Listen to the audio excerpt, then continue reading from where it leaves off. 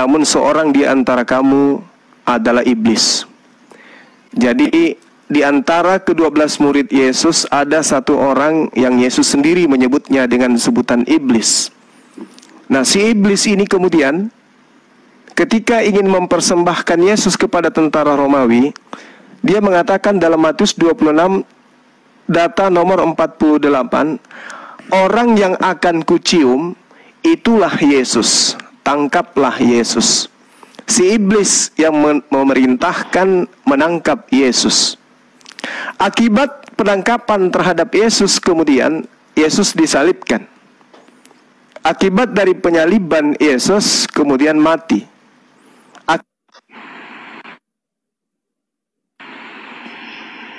Menjadi Tuhan, Kristen kemudian mempertuhankan Yesus. Roma 14 nomor 9, sebab untuk itulah Yesus telah mati dan hidup kembali, supaya Yesus menjadi Tuhan. Nah, jadi iblis kemudian memberikan sinyal yang kuat bahwa setelah dia merasuki Yudas, Yudas ini oleh Yesus disebut iblis, iblisnya kemudian mencium Yesus, Yesusnya ditangkap, Yesusnya dibunuh, bangkit menjadi Tuhan dan menjadi Tuhannya orang Kristen.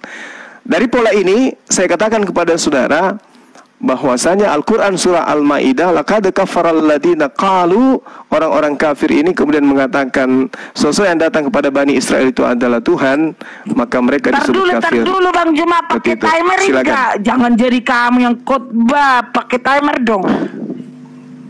Oke, silakan teman-teman. Siapa yang bikin timernya? Kiti-kiti. Bikin ditanggapi aja dulu, tanggapi aja dulu poin saya. Iya. Tanggapi dulu. Aku nggak enak narasimu setelah bangkit baru dituhankan. Jangan begitu tuh, itu dia udah tuh. Dalil saya baca dalil Roma 14:9 tuh. Kau framing setelah bangkit. Dalilnya ada, bukan framing. Ini dalil. Nggak boleh. Kan udah dibilang dalil. Pastor Ben tadi Bang Juma, terangkan Al-Quranmu, kami terangkan Alkitab kami. Jangan menyeberang. Dalil, gitu dalil. Loh. Roma 14:9, sebab untuk itulah Yesus mati dan hidup kembali supaya ia menjadi Tuhan. Kenapa jadi abang ke Alkitab, abang tetap di Al-Quran, Pak Malikil nanti di Alkitab gitu loh. Ya, saya rasa nanti saudara Herdi bisa menjelaskan atau bisa membawa narasi dari Quran. Iya, enggak kamu saya ini dong. Dengan saya atau dengan siapa? Waktunya gimana Kitty, mana timernya? Oke, sebentar, terus sebentar dulu. Nanti kita bisa elaborasi. Ya. Biar kita dapat poinnya. Ini saling, ini gini loh, Bang Zuma, tolong yang apa namanya membernya Bang Zuma ditertibkan juga di bawah. Jadi kita bisa dapat sama-sama belajar. Ini kan Bang Zuma kan lagi bernarasi tentang Alkitab versinya Bang Zuma. Jadi kita nggak akan bakal masuk ke pengajarannya Bang Zuma, tapi Bang Zuma yang masuk ke pengajaran kita, it's okay. Jadi tadi kan udah satu topik ya, iblis ya, pembahasan temanya iblis. Jadi yang lain boleh di-mute dulu deh. Untuk masalah timernya nanti bisa diatur lah. Coba lah, burut lah yang ngatur. Satu lagi, jangan ada yang report ya. Kasihan yang punya ini room. Biar kebiasaan lo orang-orang laporkan di Bennett harus 1.000 lagi nanti. Ya, karena ini kan pengajaran ya. Boleh nakal. Yang selama ini memang kita nggak pernah satu gitu loh, nggak pernah ketemu. Karena sejarah itu tetap harus satu, bukan lagi. Ya oke, kawan-kawan, biar saya moderatorin dulu, biar saya. Jadi di sini ada Kesia, ada Malikil. Izinkanlah supaya lebih enak. Kalaupun nanti ada yang nggak pas, saya bisa anulir kok. Teman-teman boleh pasukannya Lay Juma typing di bawah agak sedikit cerdas lah ya, jangan menyimpulkan ya, supaya lebih enak diskusi ini. Oke, silakan itu Kesia, ada mungkin yang ditanggapi dari open statement dari Juma sebelum silakan. Oke Tuhan, thank you. Ya, silakan. Salam semua. Sebenarnya jujur aja, kalau mau masuk ke topik ini harus seminar khusus, karena kita memang ada juga tim-tim yang membahas tentang ini, nanti ada larinya ke akhir zaman juga. Jadi begini ya Bang Juma, sebenarnya di kalangan Kristen sendiri pun ini masih banyak yang tidak mengetahui hal yang secret ini, yang tentang Judas yang disebut dia sebagai iblis. Nah di sini ke Kristen sendiri saja itu masih ada dua tafsir. Apalagi misalnya ini mau dicerna oleh Muslim, ini akan sangat sulit. Ya, ini nanti larinya harus pertama ke Kejadian. Di Taman Eden itu ada satu misteri yang harus dipecahkan. Nah, jadi begini teman-teman, saya ketika menyampaikan di sini bukan untuk kalau tidak diterima ya no problem juga ya. Tetapi di sini saya hanya menyampaikan ada dua pandangan dalam kekristenan, dua tafsir. Yang rantai hilang di Kejadian 6, di situ yang anak, kan ada itu ya tuh ya, anak-anak Allah itu kawin dengan anak manusia ada ya? Iya. Iya. Ada. Di situ ada dua tafsir, ya, ada dua kubu di antara orang Kristen. Yang pertama mengatakan malaikat jatuh itu ada melakukan perkawinan silang dengan anak-anak manusia, tapi ada satu tafsir juga yang mengatakan di sana ya manusia yang kawin dengan manusia. Nah, saya memegang tafsir di mana di situ adalah malaikat jatuh yang melakukan kawin silang kepada manusia. Itu makanya terjadi air bah. Emang sebesar apa sih dosa manusia? Tapi begini ya, di kekristenan sendiri saja ini gua harus kasih warning dulu, pagar dulu. Di kekristenan sendiri saja pun ini masih menjadi suatu perdebatan. Jadi kalau misalnya yang saudara muslim ini mau masuk kemari, ini terlalu jauh karena secret ini adanya di tanah, di perjanjian lama ini. Kalau di kalian mungkin tidak begitu diungkapkan. Tetapi ada satu yang mau gua tarik benang merahnya, kesamaan antara muslim dengan Kristen, Bang Juma. Kalian percaya nanti di akhir zaman itu ada Dajjal ya? Halo? Ya, lanjutkan aja dulu Turang. Jangan nanti tiktokan dulu, nanti jadi panjang. Lanjutkan aja. Oh iya. Iya, Dajjal itu nanti sama kita itu adalah antikris. Itu nanti adalah tunggal ya. Kalau Satan itu lebih condong ke diabolos. Itu tunggal. Tapi kalau yang banyak itu demon. Itu roh-roh jahat. Nah, jadi di Kejadian 6 itu rantai yang hilang itu, kalau kami percaya itu adanya di kitab Henokh, tapi tidak semua orang bisa terima. Nah, ini sebenarnya sudah terjadi di generasi sekarang, di mana ada ya istilahnya seperti manusia hybrid ya. Jadi dari kejadian itu di Taman Eden itu terjadi kerusakan gambar Elohim. Nah, bagaimana cara Satan, bagaimana cara iblis merusak gambar Elohim? Ini harus masuk ke dalam lagi. Saya tidak bisa membukanya di sini, harus di ruang khusus. Tetapi intinya adalah saya menerima tafsiran bahwa malaikat jatuh itu iblis ada kawin silang dengan manusia, sehingga manusia itu sudah bercampur. Ya seperti Zeus dan lain-lain itu setengah dewa atau setengah iblis, setengah manusia. Jadi memang ada yang namanya keturunan iblis. Tapi terserah teman-teman mau percaya atau tidak. Nah, ini larinya nanti ke Yudas itu, bapamu adalah iblis.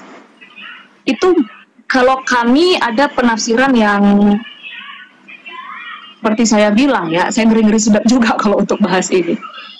Kalau saya pribadi secara personal menerima bahwa itu bukan alegori, tetapi memang benar keturunan iblis sendiri.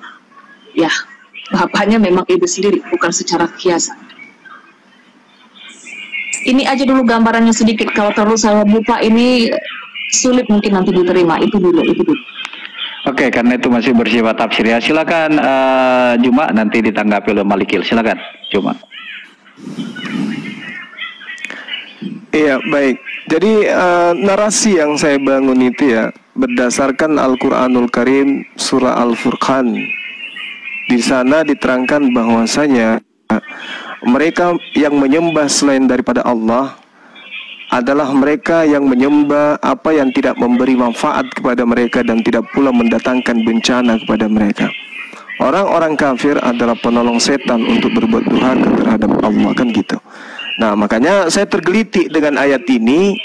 Setelah saya belajar tentang ayat ini, saya temukan data di kitab saudara yang saya terangkan tadi. Ternyata Yudas ini oleh Yesus disebut iblis.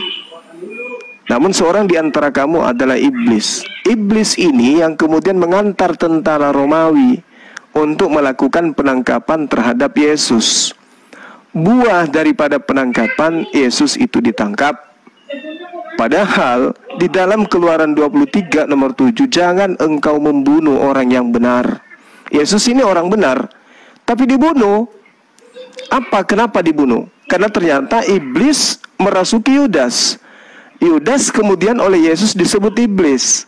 Iblisnya kemudian mempertontonkan orang yang akan aku cium, itulah Yesus, tangkaplah Yesus. Yesus ditangkap, mati dia. Di dalam Roma 14 nomor 9, setelah mati dikatakan begini, sebab untuk itulah Yesus telah mati dan hidup kembali, supaya Yesus menjadi Tuhan, baik atas orang-orang mati maupun atas orang-orang hidup. Nah, lalu kemudian menariknya, di dalam pengakuan Paulus, di dalam Roma 10 nomor 9 dikatakan begini, sebab jika kamu mengaku dengan mulutmu bahwa Yesus adalah Tuhan dan percaya dalam hatimu bahwa Tuhan telah membangkitkan Yesus di antara orang mati, maka kamu akan diselamatkan. Jadi Yesus ini adalah Tuhan yang kemudian, mohon maaf kalau boleh saya katakan bahasa sederhananya, iblis mempersembahkan Yesus untuk dituhankan oleh manusia. Artinya iblis berhasil menyesatkan manusia dengan mengajarkan bahwa manusia Yesus ini adalah Tuhan, meninggalkan Tuhan yang Pastor Erben tadi katakan, kami menyembah menyembah YHWH dan seterusnya. Yesus itu bukan YHWH, dia utusan daripada YHWH, sehingga Anda tuhankan. Kenapa bisa dituhankan? Karena ini adalah propaganda dari iblis yang tadi. Datanya akurat. Makanya Yesus ketika datang selama 33 tahun dia berdakwah, 3 tahun dia konsen berdakwah, tidak pernah dia mengajarkan dirinya untuk disembah. Tidak pernah mengajarkan dirinya itu adalah Tuhan pencipta langit dan bumi. Dia hanya utusan, utusan, utusan, dan utusan. Bahkan kesaksian dirinya, aku hanya utusan. Apa yang kulakukan karena diberikan kuasa. Siapa yang memberikan kuasa? Tuhan yang mengutus dia. Tapi seketika di tangan Kristen dia Tuhan. Kenapa? Karena itu tadi, ada kronologis cerita yang terjadi, tetapi tidak disadari. Nah, inilah yang saya dapatkan dari hasil belajar saya dari Quran, bahwasanya orang-orang yang menyembah selain daripada Allah adalah orang yang kemudian membantu setan di dalam durhaka kepada Tuhan. Demikian, silakan. Oke, silakan Pak Guru Malikil, dapat ditangkap ya. Jadi lebih banyak ini penggiringan ini Juma. Jangan dulu menyimpulkan sesuatu hal, kalau bisa di dalam kita berdiskusi itu. Ya, silakan Pak Guru Malikil. Silakan dibantah, Pastor. Oke, silakan. Monitor Malikil. Kayaknya mic-nya dia itu enggak apa itu? Open mic Pak Guru Malikil. Bang Malikil. Pak Malikil. Kayaknya mic-nya bermasalah itu. Biasanya kalau dipanggil kan langsung nyaut. Halo Bang. Bang Guru Malikil. Atau kemungkinan lain dia jauh dari device. Enggak, dia tadinya maunya H2H dengan Juma. Ya, Malikil monitor. Aduh.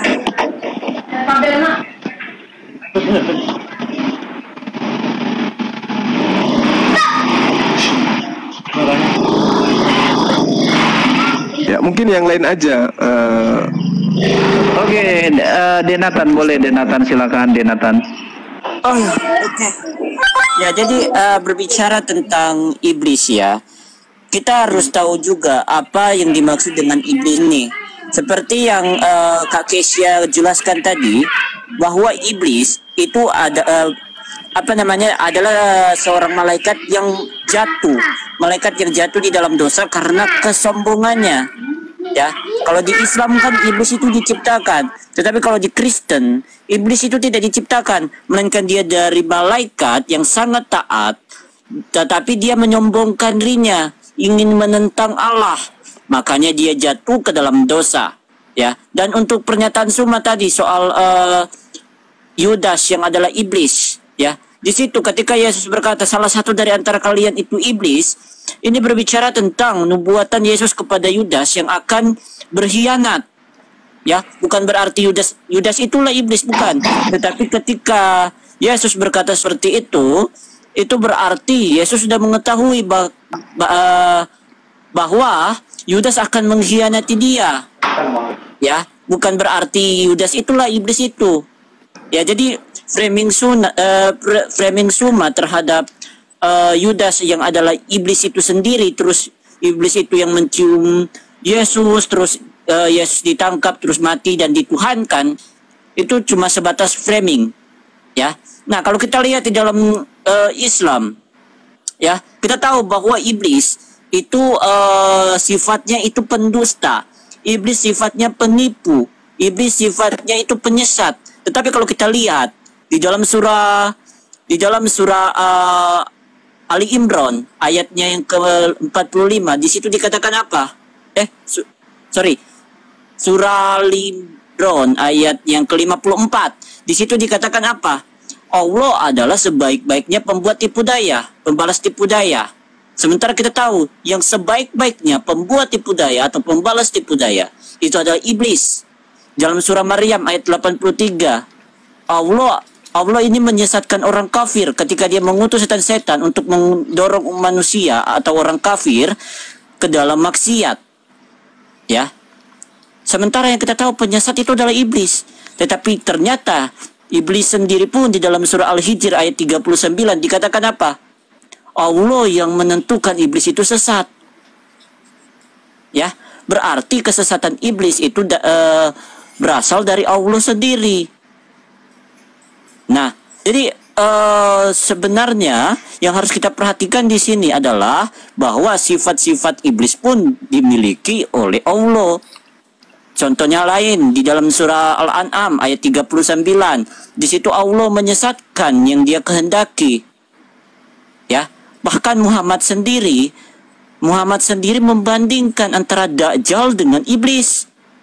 Antara Dajjal dengan Allah, mohon maaf. Ya, antara Dajjal dengan Allah di dalam Sahih Bukhari 6859. Ketika Muhammad membandingkan Dajjal yang buta sebelah dengan Rob kalian yang tidak buta sebelah, tetapi di antara kedua matanya, mohon maaf, saya tidak mau lanjutin, tertulis sebuah kata-kata di situ. Saya tidak mau lanjutin, nanti dikira saya penghujat, ya. Tapi kalian bisa cek nanti. Jadi kalau kita perhatikan baik-baik, ternyata sifat iblis, ya mohon maaf, ada di Allah, ya. Seperti itu. Silakan semua. Oke, baik. Kalau data yang seperti itu, Malikil udah bisa nggak ini? Malikil. Monitor Pak, lanjut saya. Lanjut ke Malikil. Nanti. Gak apa-apa. Ya, oke, nanti apa-apa. Silakan. Nanti kesannya kurang enak satu lawan people kan. Biarkan. Oke, sebelumnya teman-teman, ini Bang Zuma, ada kawan Bang Zuma satu, iya, yang bisa dinaikkan. Ya, Gurunda Zuma ada yang R itu siapa yang R? Yang R ini memang Muslim juga. Kalau cocok sama Bang Zuma, kalau enggak turun. Enggak, tapi kayaknya kemampuannya belum mumpuni. Si R belum mumpuni. Kalau bisa yang lebih mumpuni lah. Bang Kores, request Bang Kores. Silakan. Ada Bang Kores. Kores siapa Ya, namanya? kita tanya dulu Gurunda Kores Zuma. siapa namanya sini? Rahadiansah ini. Betul. Yang lain bisa perah. Hah? Iya, Prah silakan di request Prah biar dinaikin. Ya, Kores itu yang akun perah. Kores yang akun perah itu. Boleh lah supaya lebih edukasi ya. Naikin aja si Kores. Request. Nggak ada di sini. Ya, nanti 2 lawan 2 dulu. Saya nonton dulu monitor. Kalau dibutuhkan baru masuk. Gak apa-apa kalau Kak Malikil sama Kak Kesia aja. Oke, jadi Malikil dengan Kesia, nanti Kores dengan Juma dengan siapa gitu. Ada sedikit mau sampaikan, jujur aja. Tolong undang dulu teman-teman. Ini teman-teman Muslim, tolong undang aja Kores. Halo, tes. Halo. Ya sebentar, itu Turang Kesia, ini bagian dari Juma sebentar. Nanti setelah Juma baru Anda boleh nanti. Tapi Malikil dulu nanti ya, sebelum itu supaya nanti jalurnya begitu. Kasih, soalnya kan sudah 2 orang, kasih Suma dulu. Oke, silakan Suma, silakanlah kawan. Jadi saudara kami Muslim yang ada di bawah, silakan naik di atas. Kita di sini berdiskusi santun. Ya, silakan. Oke, baik. Saya menemukan data yang saudara Nathan tadi ya, di dalam 1 Raja-Raja 22. Jawabnya, aku akan keluar dan menjadi roh dusta dalam mulut semua nabinya. Ia berfirman, biarlah engkau membujuknya dan engkau akan berhasil pula. Keluarlah dan perbuatlah demikian. Karena itu sesungguhnya Tuhan telah menaruh roh dusta ke dalam mulut semua nabimu. Ini parah ini. Karena Tuhan ya menaruh roh dusta ke dalam mulut nabi. Semua malah. Sedangkan di dalam Kisah Para Rasul 13, Saulus itu masuk dalam deretan nabi. Di Kisah Para Rasul 13 nomor 1. Nah, kembali kepada data yang tadi, kalau di Al-Quran jelas sekali apa yang tertera di dalamnya. Dikatakan hal al-nabbi'ukum ala man tanazzalus syayatin. Maukah aku beritakan kepadamu kepada siapa setan-setan itu turun? Tanazzalu ala kulli affakin athim. Mereka setan itu turun kepada setiap pendusta yang banyak berdosa. Nah, sedangkan orang-orang kafir dalam Al-Quran disebut sebagai pendusta, kan gitu ya. Nah, kemudian tadi sangat akurat, tolong dibantah. Yesus mengatakan bahwa Yudas itu adalah iblis. Salah satu di antara 12 ini adalah iblis, kan gitu. Itu perkataan Yesus. Berarti Yudas kan kenanya di sana. Pekerjaan Yudas tidak berhenti sampai di situ. Yudas kemudian melakukan upaya kerjasama dengan tentara Romawi untuk melakukan penangkapan. Belum lagi ketika Anda membaca di dalam kitab Anda sendiri, Matius 26 nomor 59 dan seterusnya. Imam-imam kepala, malah seluruh mahkamah agama mencari kesaksian palsu terhadap Yesus, supaya Yesus dapat dihukum mati. Coba.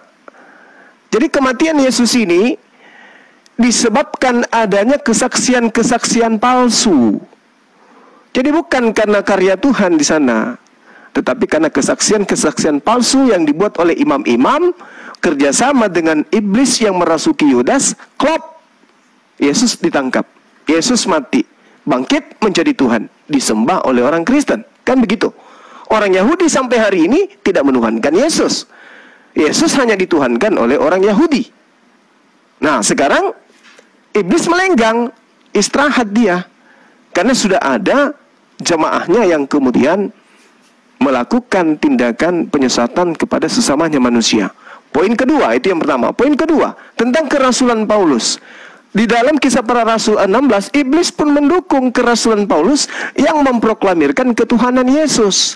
Jadi iblis memproklamirkan kerasulan Paulus di dalam Kisah Para Rasul 16 nomor 3 dan seterusnya, bahwa Paulus ini adalah utusan yang maha tinggi untuk memberikan kebenaran, keselamatan kepada manusia.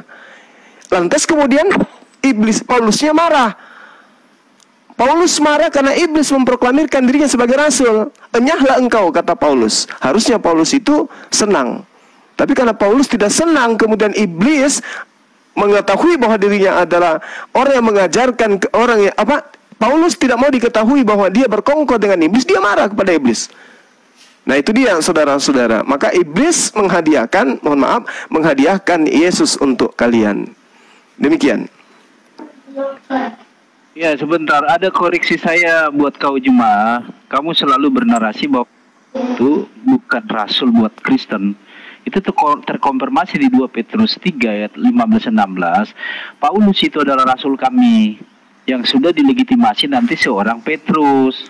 Ya, jadi Anda jangan selalu bernarasi dari dulu narasi Anda tentang Paulus begitu melulu. Ya, tolong itu dikoreksi. Bagaimana kalau Anda gitu.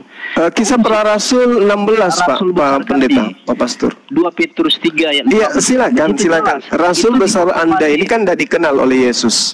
Yesus tak mengenal dia. Nggak dikenal. Di dalam Kisah Rasul 9 itu jelas Yesus sendiri yang Itu pengakuan Lukas, Pak.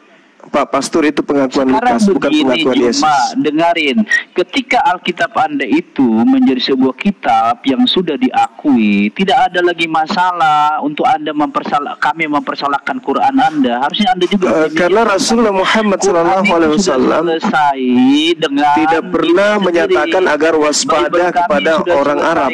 Jadi tolonglah dihargai. Tapi Yesus selalu mengatakan waspadalah kepada orang Farisi, Pak. Dan Paulus itu orang Farisi. Iya, tetapi gitu kan Paulus ini Yesus sendiri yang mengangkat dia secara legitimasi di dalam Kisah 9 itu. Yesus?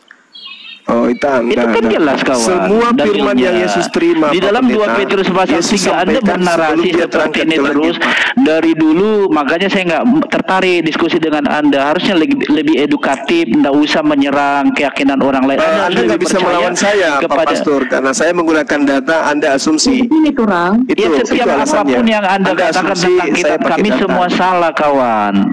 Semua data-data kamu saya bisa serbu macam data, tapi nanti penistaan kepada agama, kawan. Jangan begitu. Pak Petrus, lebih bagus kita saling menghargai. Pak Ben, saya tanya kejujuran Anda. Saya jujur, saya minta kejujuran Anda. Yang datang setelah Yesus terangkat ke langit, menurut Yesus siapa? Yesus atau sekarang yang Anda harus ketahui, Yesus adalah kenosis, Yod-Heh-Vav-He menjadi manusia. Ayat-ayatnya jelas. Kurang, jangan dibawa ke situ dulu. Itu ajaran Kristen, Pak. Itu ajaran Kristen. Ya, pertanyaan saya sederhana loh. Setelah Yesus terangkat ke langit, yang datang setelah Yesus, menurut Yesus siapa? Saya meminta kepada kamu, buat kami Yesus itu penghibur atau Yesus? Ya, Yesus itu adalah roh penghibur sendiri. Tuhan yang dihadiahkan sama iblis yang tadi. Itu narasi Anda sudah penggiringan. Sebenarnya diskusi seperti ini kurang sehat. Silakan, kurang Kesia. Ada yang Anda udah Anda kurang sehat karena memang kedoknya langsung dibuka gitu loh, Pak. Makanya saya was-was terhadap diri saya sendiri. Takutnya kalau saya lanjutkan kepada Anda, takutnya penistaan. Silakan, Kesia, silakan. Ya, silakan. Enggak ada penistaan, yang penting Anda berdata gitu loh. Yang penting berdata. Saya kasih data. Anda gitu tetap bantah. Kisah 9 itu jelas.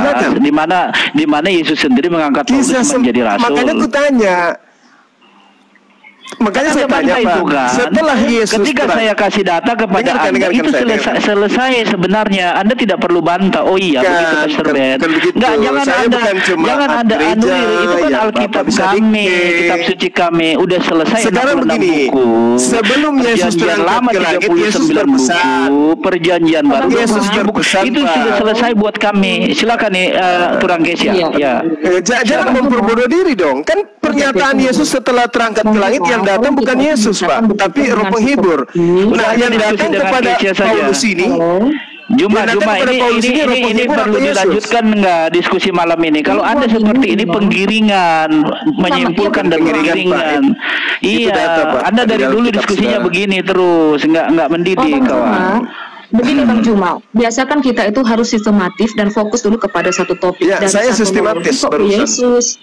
Kan tadi kan angkanya di Al-Quran satanologi. Kemudian tiba-tiba minta pembuktian Yesus adalah Tuhan. Ini gimana sih? Harus sistematis teratur dong. Nah, kalau kan Yesus mati, bangkit untuk menjadi Tuhan. Kita bicara tentang iblis, Cuma ya kan awalnya iblis. Sekarang mau Yesus sendiri yang mengatakan salah satu dari 12 ini adalah iblis. Kalau begitu kita bahas sekarang ini adalah topiknya tentang iblis dan satanologi, kan begitu. Jangan dulu dilarikan apa bukti Yesus adalah Tuhan. Jangan dulu begitu. Itu kan terlalu melebar. Makanya aku bilang Bang Juma, satu kelemahan Bang Juma ini adalah tidak ada bukti soalnya. Itu satu ya. Jadi otak kiri dan otak sekarang Anda akui enggak bahwa Yudas itu iblis menurut Yesus? Iya. Kemudian yang kedua, begini Bang. Anda akui kan? Bahasan ini tidak bisa ke Muslim awam. Dan Anda mengatakan saya awam. Bukan begini Bang Juma, saya objektif. Ini bukan bahasan Kristen awam ataupun Islam awam, tetapi harusnya Kristen yang khusus, yang sudah upgrade, dan juga yang Muslim yang sudah upgrade. Nah, kalau kita bicara tentang satanologi, tentang iblis ini bukan topik yang bisa kita bilang bukan kaleng-kaleng. Jadi ini harus orang-orang tertentu. Memang. Okay. Kalian harus kuat mendengarkan ini. Contoh begini Bang Juma, contoh begini. Ini aku takut ya kalau mengucapkan organisasi contoh ILUM. Oke? Gua nggak bisa panjangin, takut gimana nanti. Nah, untuk yang masuk ke sini saja tentang nanti antikris atau dajjal. Nah, ini kesamaannya gua tarik benang merah ya, antikris dan dajjal itu yang juga termasuk penyembah binatang dan yang masuk ke dalam grup-grup ILUM itu kan tidak bisa oleh Kristen awam ataupun Muslim awam. Oke, jadi ini adalah orang-orang khusus. Kalau memang Anda adalah orang khusus, coba dengerin begini. Oke, coba dibuka Yohanes 17 ayat 12.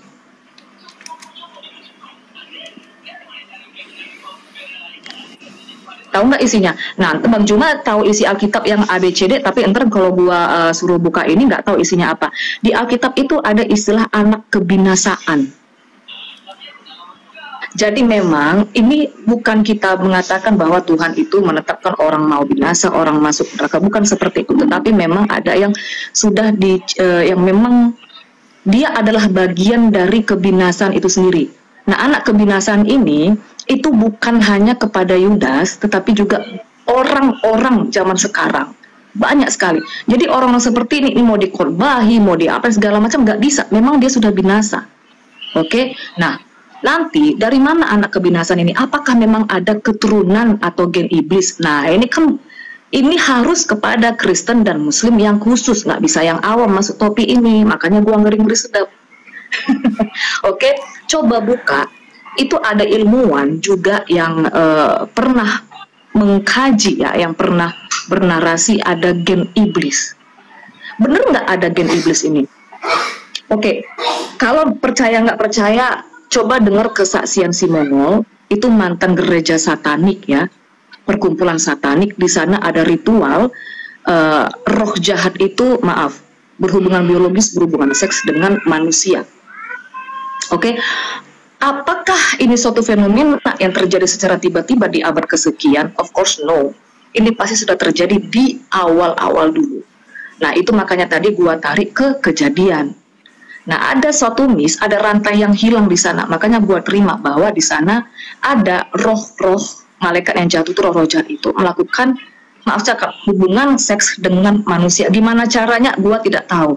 Tetapi gua pernah baca literatur dari Yahudi sendiri bahwa katanya malaikat itu bisa tapi begini ya, gua sampaikan begini, terserah mau terima atau enggak. Gua cuma sampaikan dari literatur Yahudi sendiri, malaikat itu katanya bisa menciptakan kelamin sendiri. Sudah. Nanti pada saat Dajjal itu muncul, antikris itu pemimpin tunggal, itu Satan. Satan sendiri, iblis sendiri, tetapi dalam bentuk rupa manusia.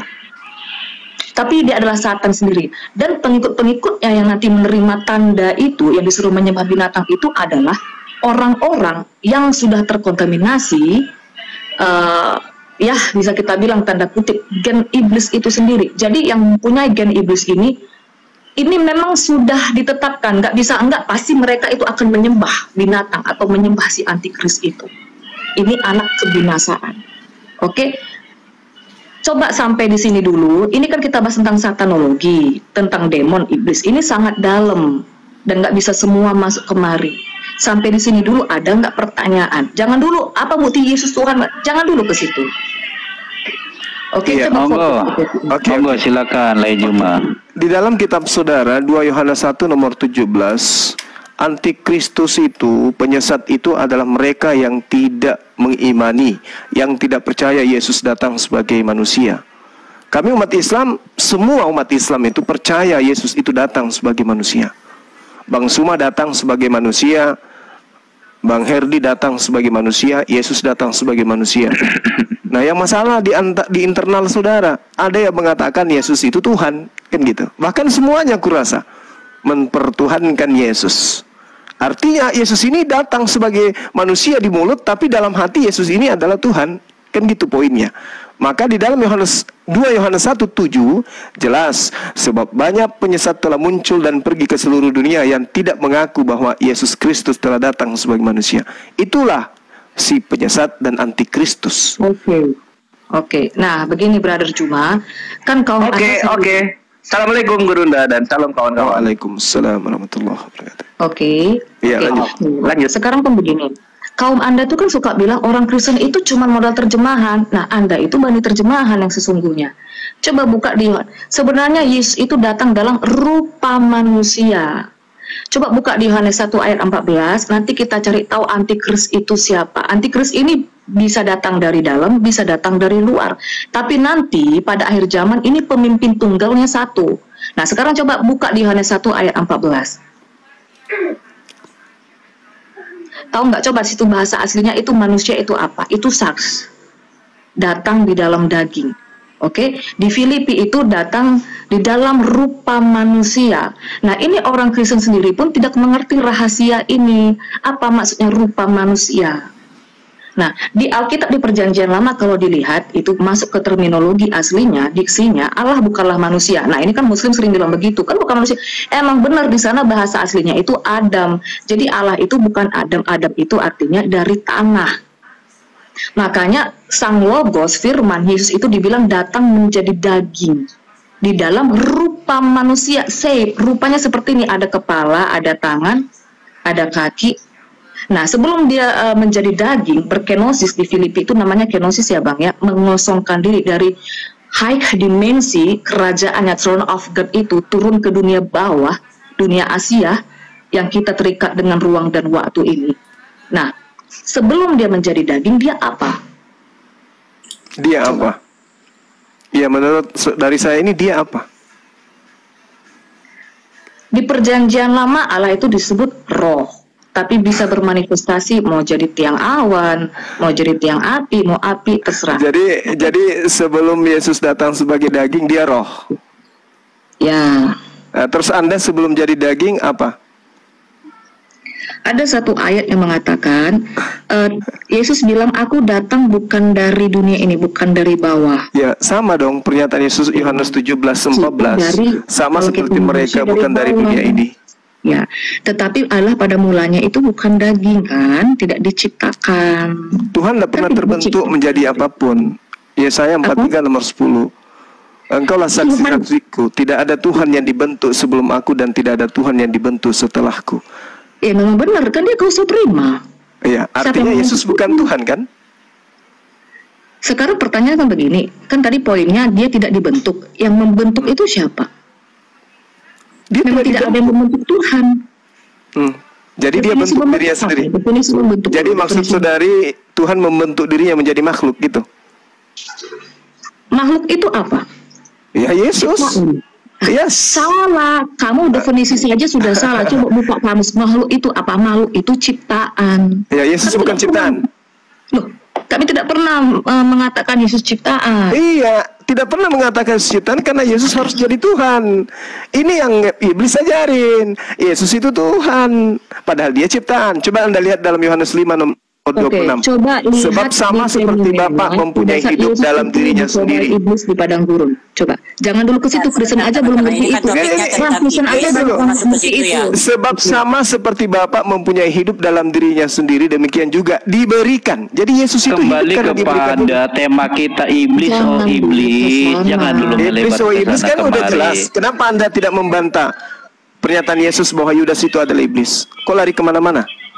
Kalau ya, itu yang Anda ingin jadikan tema, itu adalah iblis, keturunan iblis, anak kebinasaan. Lalu kenapa? Kenapa larinya hubungannya Yesus itu Tuhan atau tidak? Kan itu sudah kan faktanya Yesus ditangkap oleh Romawi, iya kan? Berkat siapa? Yudas kan, si iblis ini kan? Itu sudah dibuat di mana dinubuatkan Tuhan makanya baca Perjanjian Lama dulu. Iya, jangan ajarin saya, saudariku. Di mana Tuhan dinubuatkan mati, di mana? Bang Juba sudah baca Perjanjian Lama?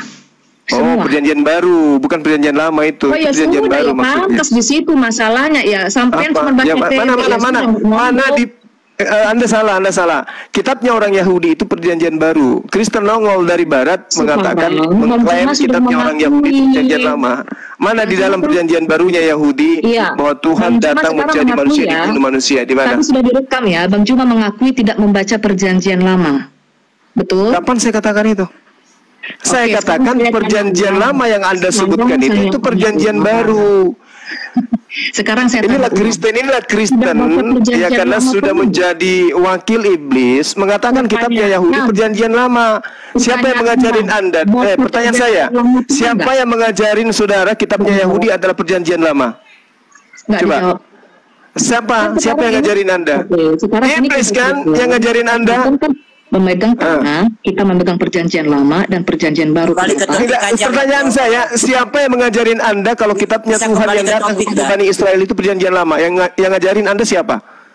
Kok yang ngajarin siapa? Yesus itu Loh, dari jawab perjanjian dong, jawab dong. Tidak nyambung. Jangan Anda menyembunyikan pesan-pesan yang ada di dalam diri Anda Itu di dari Taurat. Dajjal yang Anda Itu bahas di tadi. Taurat. Oke, nice. Mana kitabnya Tapi Yahudi Bang Zuma kan mengatakan sudah bahwa kitab mengakui Yahudi bahwa itu Bang ada Zuma perjanjian itu lama nggak baca mana? Perjanjian lama. Nggak ada perjanjian lama, nggak ada perjanjian lama. Yang ada adalah perjanjian baru. Nyambung, brother, tidak bisa nyambung. Dengarkan, Yeremia 31:31 itu adalah perjanjian baru. Aku akan mengadakan perjanjian baruku dengan Bani Israel dan Bani Yehuda. Apa perjanjian baru itu? Hukum Taurat. Ya akan. Memang betul akan. Oke. Nah. Oke, di Zakaria 12. Loh, mana orangnya nih?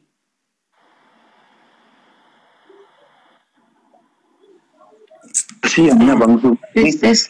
Ya gimana mau nyambung? Dia juga sudah bilang dia tidak baca perjanjian lama. Yang di bawah nggak usah nggak usah dikik teman-teman. Ya teman-teman di bawah. Mohon kondusif ya. Oh, bukan di kick ya? Bukan. Nggak ada dikik Kores, nggak ada. Ini ada yang lapor Bang Zuma mungkin. Dia mentah. Lagi Bang Zuma. Apa ada moderator? Kalau dia sendiri sudah bilang dia tidak pakai perjanjian lama, itu akun kita kerepotan karena nggak bisa seperti itu. Udah pelik ada dikasih co-host tadi, co-host. Apa? Ada pakai co-host tadi, co-host. Moderator? Ya, oke, beliau udah terpental tadi oleh Juma ya. Iya, terpental, betul. Oke, terpental ya. Saudari saya jangan pakai cara-cara iblis lah. Saya katakan, saudari, saya katakan, yang Anda sebut perjanjian lama itu adalah perjanjian baru. Siapa yang ngajarin Anda hukum-hukum Tuhan yang datang kepada Bani Israel itu adalah perjanjian lama? Yang ngajarin siapa? Ya, kami ini berakar dari Yahudi, kenapa? Karena dikatakan keselamatan dari Yahudi. Nah, jadi memang kami ini berakar dari Yahudi, bukan dari Arab, bukan dari Zimbabwe. Nah, tanah itu berisi nubuatan-nubuatan tentang Yesua. Makanya di dalam itu dimasukkan ke dalam kanon. Kenapa? Ya, Yesua itu hasil nubuatan dari perjanjian lama, bukan nongol-nongol. Nah, makanya terjadi misperception dan terjadi pendistorsian lobus frontal, saya bilang kepada Bang Juma ini, ketika menganggap bahwa Yesus itu dijadikan Tuhan. Kenapa? Karena dia cuma baca perjanjian baru. Nah, kalau nonton film itu nggak bisa dari tengah, harus dari awal. Backgroundnya apa? Begitu ya. Kalau dia tidak mau pakai perjanjian lama, mau bilang apa lagi? Itu nggak bisa nyambung. Kembali ke topik lah. Kita kembali ke topik lah. Ya kembali aja ke iblis itu tadi temanya. Ya udah siapa yang mau ngomong? Iya, tadinya iblis, iblis. Jangan melebar ke sana kemari. Lalu Juma pun lebih bahas dulu iblis itu seperti apa dan bagaimana. Itu betul. Nah, jangan dulu ke akibatnya, jangan dulu kita ke bahas akibatnya. itu dulu, jangan dulu lari kemana-mana. Jangan dulu lari ke akibatnya. Iblis itu menyebabkan apa saja, itu kita bahas sebab dari iblis dulu. Nggak usah dikik Zuma, Bang Zuma. Iya, kira dia bahas antikris. Naikin lagi Zuma sama Kores. Iya. Silakan di request lagi Bang Zuma. Ya, kita belum ketemu siapa itu iblis. Kan belum ketemu kita di situ. Diatur pakai timer supaya ada kuatnya. Iya. Mantap. Oke. Kalau naik siapa yang ngatur timer? Ada yang bisa nggak? Kitty bisa. Naik Zuma sama Kores. Ya 3 menit lah. Bang Zuma naik lagi, Bang Zuma sama Kores. Fokus itu iblisnya dikupas dulu. Dia kita fokus dulu. Sebenarnya kalau mau bahas tentang iblis, harusnya diskusi ini cara pandang iblis dari Alkitab dan cara pandang iblis dari Al-Quran. Begitu loh, bukan diskusinya diskusinya kok bebannya jadinya Iya, jadi si Juma ini ya mengeksposnya justru dari Alkitab kita. Itu yang jadi problem, kawan-kawan. Jadi dia mau membawa Bang Zuma ini belum bisa namanya diskusi, harus dua cara pandang. Dia menyimpulkan, menggiring dan menyimpulkan. Kalau berdiskusi nggak boleh begitu. Dia itu menggiring dan menyimpulkan. Kalau tadi jelas-jelasin ke dia, ngapain jelas-jelasin ke dia, ujung-ujungnya melebar di counter, sampai balik lagi. Nggak bisa diskusi. Kalau mau diskusi itu maksud saya maksud kalau kita mengharapkan mereka itu bisa diskusi, berarti nggak bakalan ada debat. Memang mereka seperti itu, kiblatnya tetap Alkitab. Walau bagaimanapun semua nama itu berasal dari Alkitab. Gak bisa dia mau mengutarakan siapa nama-nama di ajarannya. Mau nggak mau kita yang counter. Begini teman-teman, kalau yang saya tangkap tadi begini ya, dia mau mengatakan begini, antikris itu ya ini, bukan kami. Karena kami juga mengakui Yesus, itu sebenarnya yang saya tangkap. Enggak gini Mbak Kes ya, masalahnya cerita iblis ini bukan soal antikris. Jangan bawa dulu iblis itu antikris, bukan. Antikris itu akibatnya, kita bahas akibat daripada antikris itu. Ya, betul itu Abang. Sebabnya jadi sebenarnya dulu, sebab iblis itu bagaimana dan mengapa dan Bang Sidik bisa ya, diundang Bang Zuma, Bang Sidik. Karena dia tadi mengangkat tentang antikris. Itu terblokir permanen akunnya. Mungkin ada ditangkap oleh TikTok suatu narasi yang negatif. Ya. Mungkin dia mau masuk dengan yang lain. Saya pribadi tadi maaf saja karena sempat keluar dari mulutnya Bang Zuma bahwa kita pengikut Kristus adalah ajaran iblis. Itu yang yang begitu-begitu harusnya.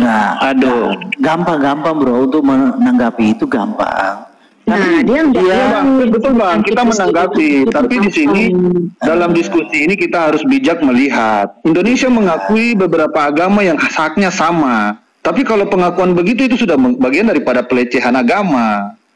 Apa yang dilakukan Juma itu sudah masuk ke kategori penistaan sebenarnya.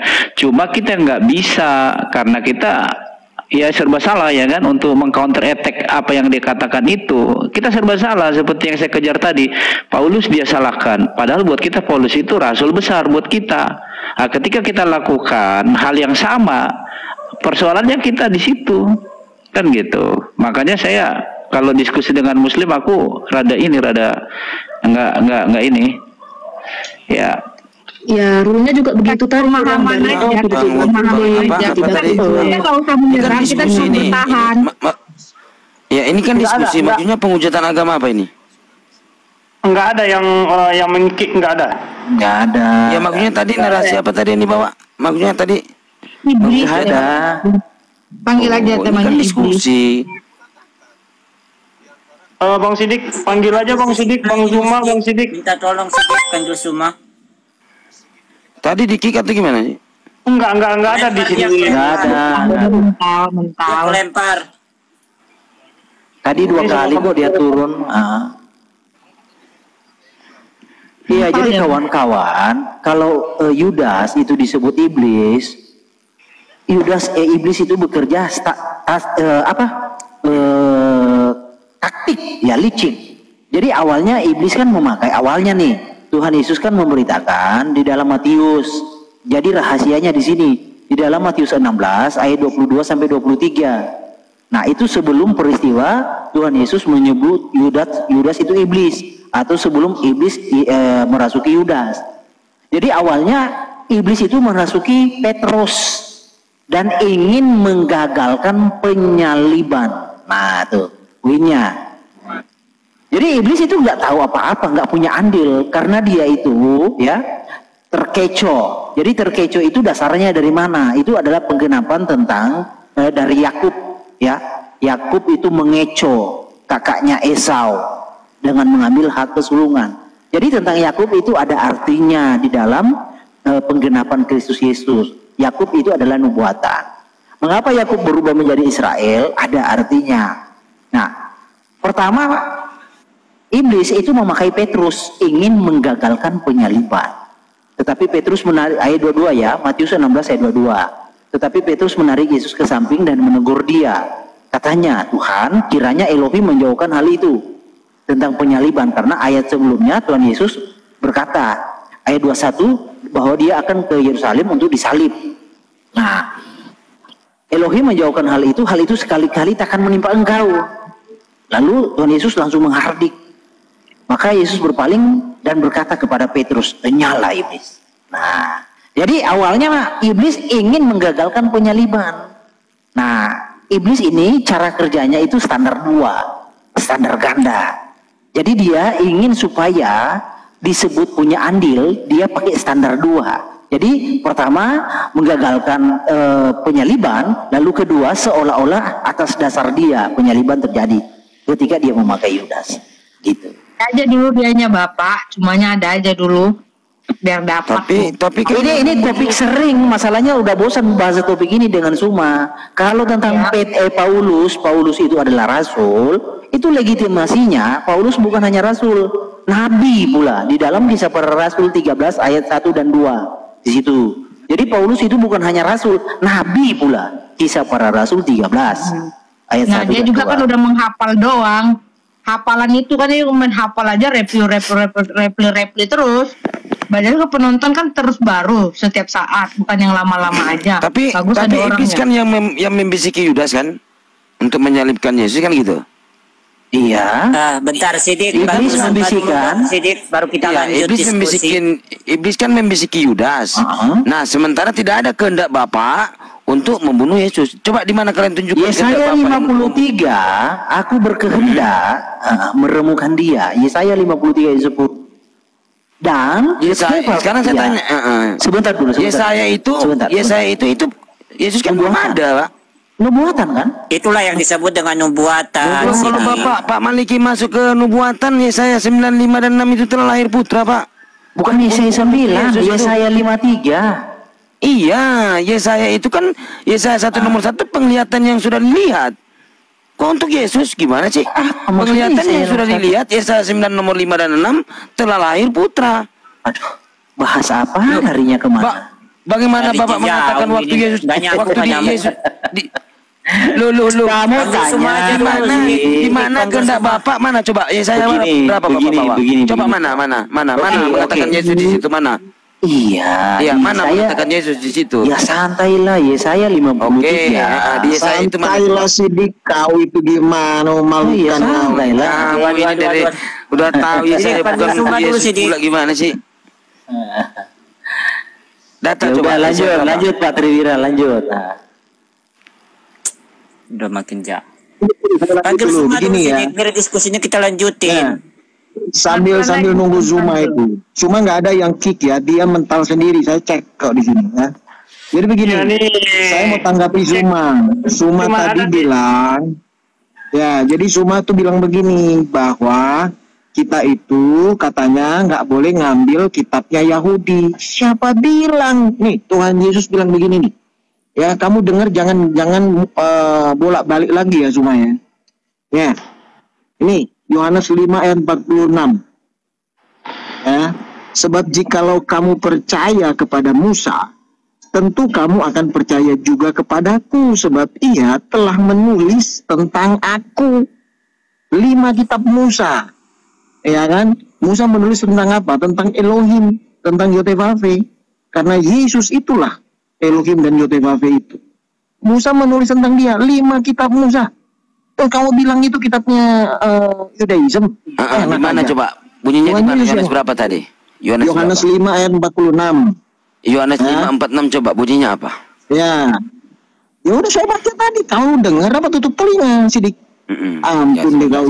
Saya buka. Terus ayatnya berkata begini. Gak nyambung juga sih, gak mampu menimbangi di semua. Makanya Yohanes 5:46 sabar. Kalau diskusi itu apa yang dibahas fokus di situ. Iya. Fokus tema kita kan tentang iblis. Kok jangan seperti ubi jalar merambat ke sana kemari. Bosan orang dengarnya. Pernah diskusi apa enggak sih sebenarnya ya? Yohanes 5:46. Topik dia tentang apa, larinya kemana? Pusing. Iya makanya ya. Tapi saya harus ini sama Zuma itu ya. Nih sebab jika kamu percaya kepada Musa, tentu kamu percaya juga kepadaku, ya kan? Sebab ia tertulis tentang aku. Mengapa? Sebab ia telah menulis tentang aku. Ya, sebab ia telah menulis tentang aku. Nah, sekarang saya tanya, di mana kita di mana perjanjian lama menulis tentang Yesus? Coba kau tunjukkan nama Yesus. Kamu itu, ditanya coba di mana? Kamu diam Yesus di mana? Coba saya minta nama Yesus. Kamu diam dulu sih, tendang aja dia. Silakan, di mana? Konyol banget. Ayo. Ya, Tuhan Yesus berkata, Musa menulis tentang aku. Yang ditulis Musa apa? Elohim dan Yotevave. Jadi Yesus itu adalah Elohim dan Yotevave itu. Berlian ngapain memberikan berlian sama orang yang nggak mengerti berliannya? Percuma. Konyol. Nih terus ayat berikut. Yang di ini Nah ini nih, ini ayat berikut Lukas 24 ayat 44. Nih Bro Malikin sering bawakan ini. Ia berkata kepada mereka, inilah perkataanku yang telah kukatakan kepadamu ketika aku masih bersama-sama dengan kamu, yakni bahwa harus digenapi semua yang ada tertulis tentang aku dalam kitab Taurat Musa, kitab Nabi-Nabi, dan kitab Mazmur. Jadi Yesus itu ditulis dalam semua kitab. Emangnya punya Yudaism, Yahudi atau Yudaism? Konyol sekali. Kegoblokan banget itu orang ngomong begitu. Makanya jangan klaim. Gitu ya. Ini baca ini firman Tuhan. Tuhan Yesus yang ngomong sendiri. Bukan kita. Ayo, kamu mau putusin tuh. Ini barusan saya kita cek. perjanjian lama. Iya, nggak apa-apa dikik aja bro. Orang nggak nyambung diskusinya model kayak Obi Jalar, nggak ada poin, nggak ada manfaatnya. Nggak nyambung. Ya, betul.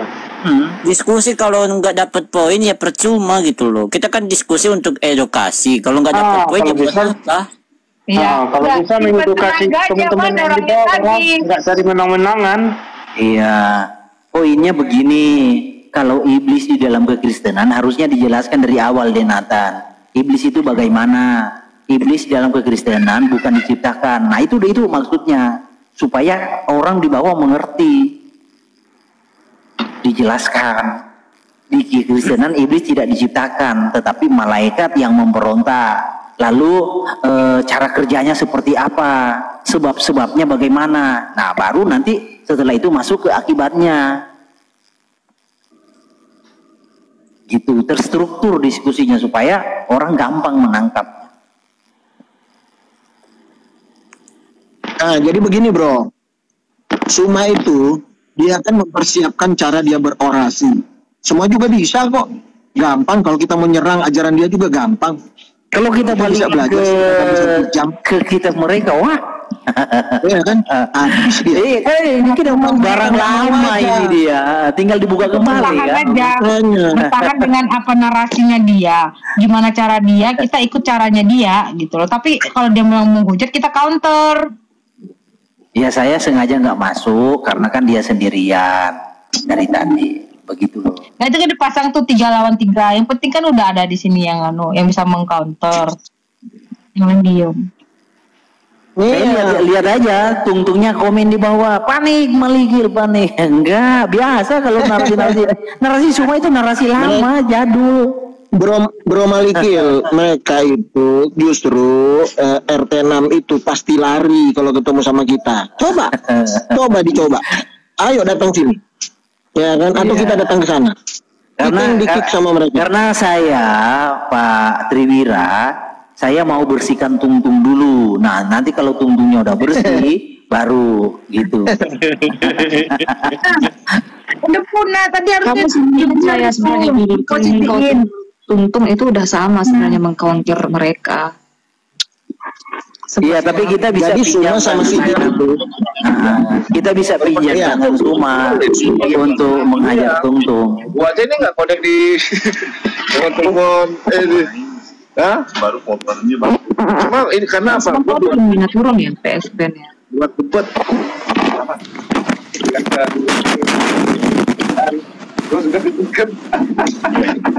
Kalau kamu nggak boleh makan dulu kan? Iya. Ada udang nggak bahaya.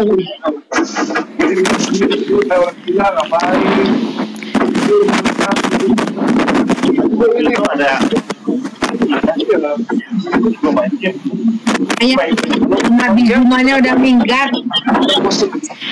Iya, kalau saya lihat si Zuma itu tidak tahu berdiskusi, cuma nyerang itu di si Zuma. Itu modal nyerang dia itu.